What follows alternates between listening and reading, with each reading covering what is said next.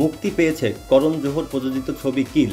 ইতিমধ্যেই এই অ্যাকশন থ্রিলারে অভিনয় করে প্রশংসিত হয়েছেন লক্ষ্য ও রাঘব জুয়েল। নজর কেড়েছেন ছবির মুখ্য অভিনেত্রী তানিয়া মানিকতলা। এবার কিল ছবির মুকুটে জড়ালো নতুন পালক। প্রযোজনা সংস্থার তরফে ঘোষণা করা হয়েছে হলিউডে এবার রিমেক করা হবে এই হিন্দি ছবি। হলিউডে নিখিল নাগেশ ভট্ট পরিচালিত এই ছবি তৈরির ব্যাপারে আগ্রহ দেখিয়েছে 8711 এন্টারটেইনমেন্ট কোম্পানি। এই সংস্থার প্রযোজনাতেই তৈরি হয়েছে জনপ্রিয় হলিউড নায়ক কিয়ানু রিভ অভিনীত জন উইকের মতো। এই প্রযোজনা সংস্থার অন্যতম কর্ণধার চ্যাড স্টেলহিস্কি কিল সম্পর্কে বলেছেন, সম্প্রতি সময় এরকম দুর্দান্ত অ্যাকশনের ছবি আর দেখেননি তিনি।